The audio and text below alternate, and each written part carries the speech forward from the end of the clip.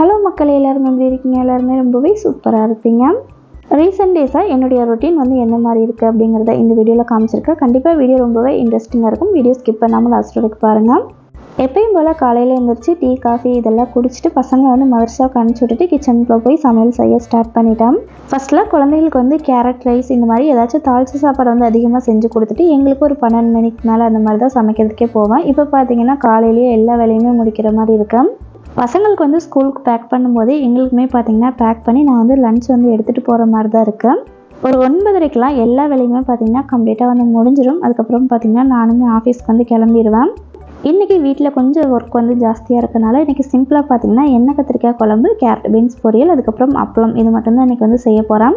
குட்டீஸ்க்குமே எல்லா குழம்புமே கொடுத்து பழகணும் அப்படிங்கிறதுக்காக லைட்டாக பார்த்திங்கன்னா குழம்பு ஊற்றி கொஞ்சம் தேங்காய் எண்ணெய் ஊற்றி நல்லா வந்து பிரட்டி வச்சு விட்டுட்டேன். அவங்களுமே சாப்பிட்டு வந்துடுவாங்க. மதர்ஸா போய் வந்த உடனே பசங்களை வந்து குளிக்க வச்சுட்டு அதுக்கப்புறம் சாப்பாடெல்லாம் ஊட்டி அவங்களையுமே இப்போ பார்த்திங்கன்னா நீட்டாக வந்து ரெடி பண்ணி விட்டாச்சு.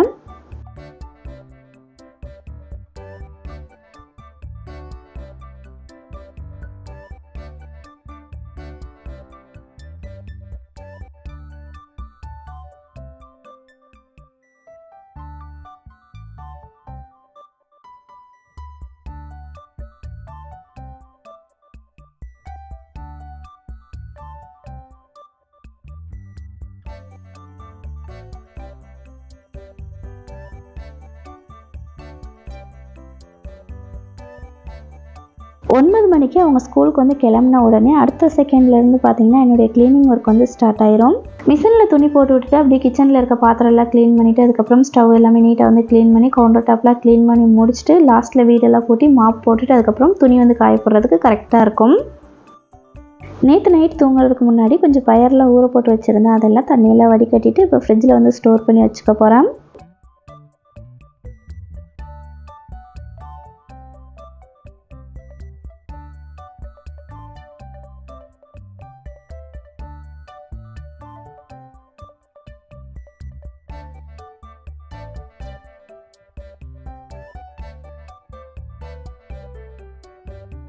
எல்லா பயிர்லையுமே இந்த மாதிரி கொஞ்சம் கொஞ்சம் ஊற போட்டு நம்ம வந்து ஸ்டோர் பண்ணி வச்சுக்கும் போது நம்மளுக்கு டக்குன்னு தேவைப்படும் போது எடுத்து பார்த்திங்கன்னா யூஸ் பண்ணுறதுக்கு ரொம்ப ஈஸியாக இருக்கும்.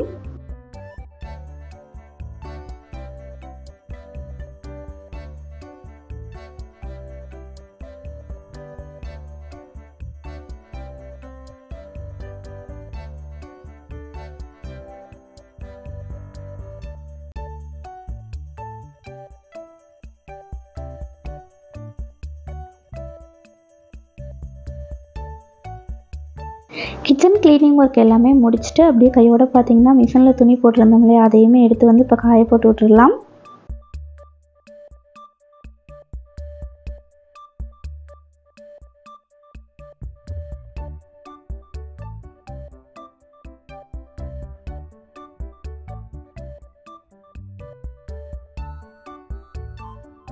இப்போலாம் நம்ம சேனலில் க்ளீனிங் வீடியோஸே பார்த்திங்கன்னா சுத்தமாக போடுறதே இல்லை. எதனால நான் வந்து க்ளீனிங் வீடியோஸ் வந்து இப்போ அதிகமாக போடுறதில்ல அப்படிங்கிற ரீசனுமே நான் உங்களுக்கு வந்து சொல்லிடுறேன். ரொம்ப அதிகமாக அந்த மாதிரி வீடியோஸ் போட்டுகிட்டே இருக்கும்போது உங்களுக்குமே லைட்டாக போர் அடிச்சிருமோ அப்படிங்கிறதுக்காக பார்த்திங்கன்னா இப்போ வந்து கொஞ்சம் வந்து ஸ்டாப் பண்ணிட்டேன். இருந்தாலும் ஒரு சிலர் பார்த்திங்கன்னா உங்களுடைய க்ளீனிங் வீடியோஸ் வந்து மிஸ் பண்ணுறோம் அப்படின்லாம் சொல்லும்போது கண்டிப்பாக எடுத்து போட்டே ஆகணும் அப்படின்னு சொல்லிட்டு பார்த்திங்கன்னா நான் வந்து எடுத்துட்டேன். வீட்டில் எல்லா வேலையுமே முடிச்சுட்டு அப்படியே பார்த்திங்கன்னா ஆஃபீஸ்க்குமே போயிட்டேன். அங்கே போய் நான் என்னென்ன ஒர்க்லாம் பார்க்குறேன் அப்படிங்கிறத உங்களுக்கு காமிக்கிறேன் அப்படின்னு சொல்லியிருந்தேன். இப்போ நான் என்ன ஒர்க் பார்த்துட்ருக்கேன் அப்படின்னு பார்த்தீங்கன்னா டிஷர்ட்டில் வந்து அந்த காலர் ப்ளஸ் வந்து கை கஃப்லாம் வரும் இல்லையா, அது வந்து பிரிச்சுட்ருக்கேன்.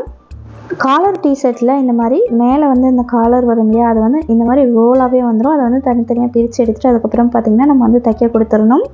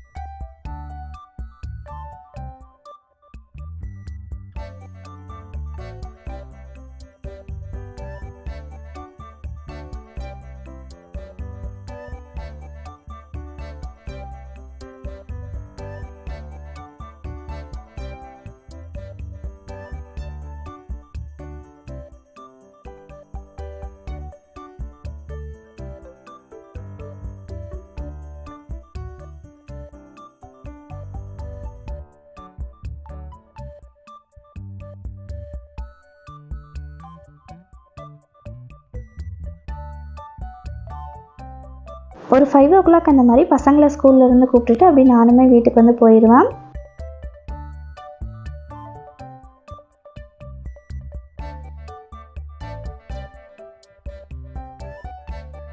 நைட் என்னடா டின்னர் செய்யலாம் அப்படின்னு யோசிச்சுட்டு இருந்தப்போ கொஞ்சம் சிக்கன் இருந்தது. அதை வச்சு பார்த்திங்கன்னா இன்றைக்கி வந்து பிரியாணி செஞ்சு வச்சிடலாம் அப்படின்னு சொல்லிட்டு அதுவுமே இப்போ வந்து ரெடி பண்ணிகிட்ருக்கேன். கிரேவி பண்ணோம்னா சப்பாத்தி இல்லை வந்து தோசை எதையாச்சும் 2 வேலையாக இருக்கும். பிரியாணி அப்படிங்கும்போது ஒரே வேலையில் எல்லாமே முடிஞ்சிடும் அப்படின்னு சொல்லிட்டு பார்த்திங்கன்னா பிரியாணியும் ரெடி பண்ணிட்டேன். இதுக்கு தயிர் சட்னி மட்டும் ரெடி பண்ணிட்டோம்னா ரொம்ப ஈஸியாக வந்து வேலை முடிஞ்சிடும். ஃப்ரிட்ஜில் பார்த்திங்கன்னா இஞ்சி பூண்டு பேஸ்ட் ஆல்ரெடி இருந்தது. வெங்காயம் தக்காளி மட்டும் பார்த்திங்கன்னா இப்போ வந்து கட் பண்ணுற மாதிரி இருந்தது.